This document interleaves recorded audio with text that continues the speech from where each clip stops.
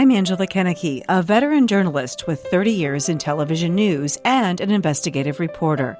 But for the purpose of this podcast, I'm just a mom trying to find my way after the loss of a child in the opioid epidemic. I am grieving out loud, using my platform on TV and on social media to try to stop the stigma of addiction and get more people into treatment so that no other family has to go through the devastation that I and my family have experienced at the loss of our 21-year-old Emily.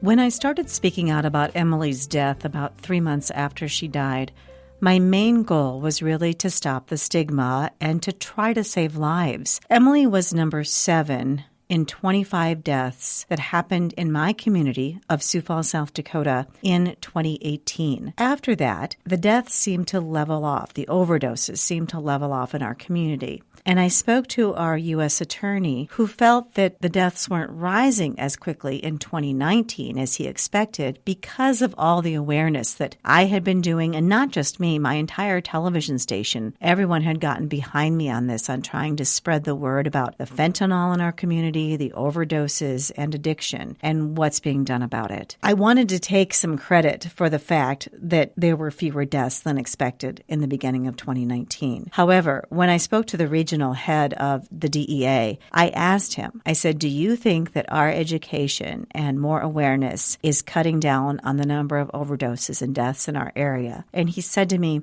I really wish that was the case.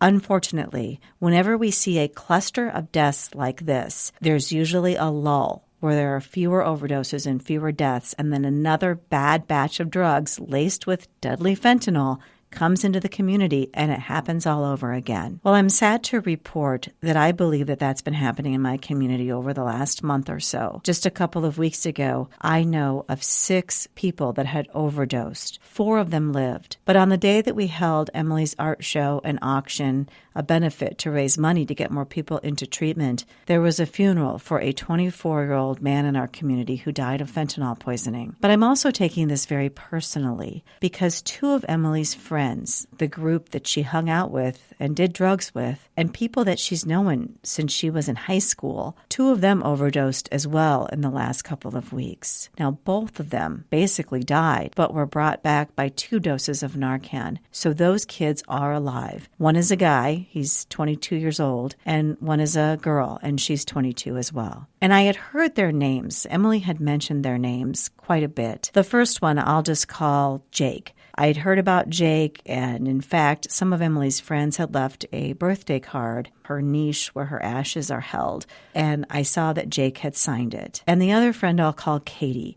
And I'd heard Katie's name mentioned over and over and over again. And she also overdosed as well, just this last week. And I think I start taking it really personally because I would hope that the friends of Emily's who know that she died would somehow have cleaned up their act, right? Gotten treatment, gotten better, and stayed away from this. But they haven't been able to, and it makes me so sad. And in both the cases of Jake and Katie, their parents contacted me immediately after they'd overdosed, just seeking my help and asking me what to do. And I don't know that I'm well equipped to tell them what to do.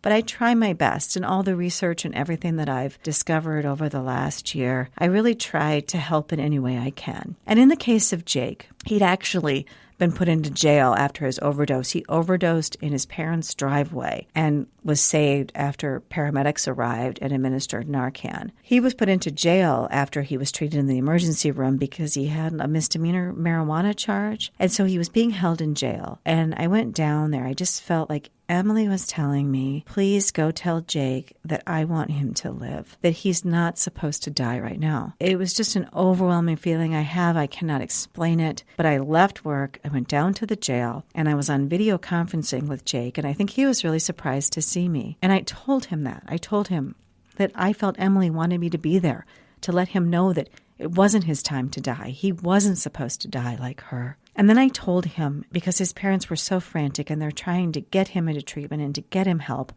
And like most people who are suffering from addiction, in sets the denial.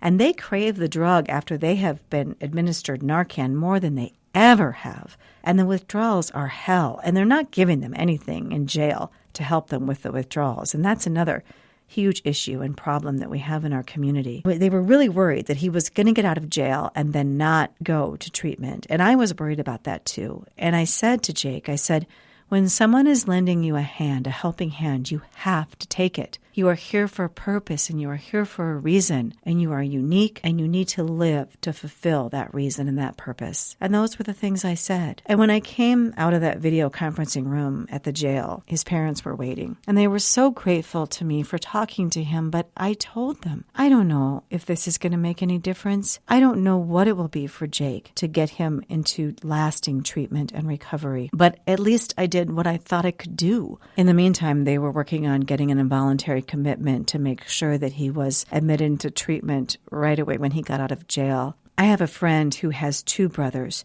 One died of an overdose, a drug overdose. The other one was a meth addict who committed suicide. And she told me, you can't even let them out for an hour because they will find it. They'll make excuses that they need to go do something or get something. You have to drive them directly from the jail to the treatment center and get them in there. That is the first step, she said. And I told these parents that, and that's what they were intending on doing. And they got the involuntary commitment. They worked through the court system. I am trying so hard to get involuntary commitments out of the court system, or at least in some way make them less bureaucratic and easier for people to get, and to raise awareness and knowledge and the steps you need to go through to get that. Because really no one is going to want to go into treatment voluntarily, or I shouldn't say no one. Very few people are going to want to go into treatment voluntarily, or they may say they're going to go and then they back out.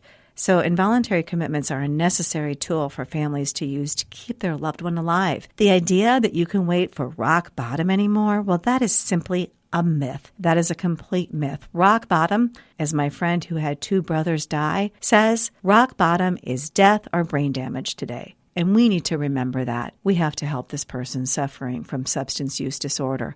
And part of the symptom of the disease is use, and part of the symptom is denial, and then wanting to go back to feeling better. They just want to feel better. So then this week, I got a frantic message from another mom, and that would be Katie's mom. And she had overdosed as well. And she had overdosed in a group setting using with other people. And fortunately, the other people had called for help, because in our state, we do have Good Samaritan laws. And Good Samaritan laws mean that if someone calls for help, and let's say they've been using themselves or there is paraphernalia around, they will not be prosecuted for that because they called for help. And that happened in Katie's case. And she was in the emergency room, and there's no help in the emergency room. They just let them go. She had enough fentanyl in her system to kill 10 people. But her parents got her home and she agreed to go to treatment. But then a little while later tried backing out and started saying she didn't need to go to treatment. And that is so typical. I said to her parents, you need to do whatever you can. And they did. And they drove her to treatment out of state in Minnesota and checked her in. But yet she was still threatening to leave 24 hours later. As of this moment, she hasn't left. But her parents are also trying to figure out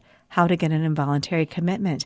And it becomes really tricky when you have someone in treatment across state lines, because you can get an involuntary commitment in South Dakota, but you can't get an involuntary commitment to put them somewhere in Minnesota, which is where she is. So we're going to have to see how that story plays out. And Katie is currently staying in treatment, and every day I pray that she will. So I'm so saddened to say that these overdoses continue, but it goes to show that we need to do more. We need to keep talking about it. I want our state to do better with involuntary commitments. If it isn't taking it out of the court system, to at least streamline the process, make it more affordable, make it easier for people. But we have to take action, and we have to keep pushing for this. I am so grateful that these two friends of Emily's are alive and get to live another day.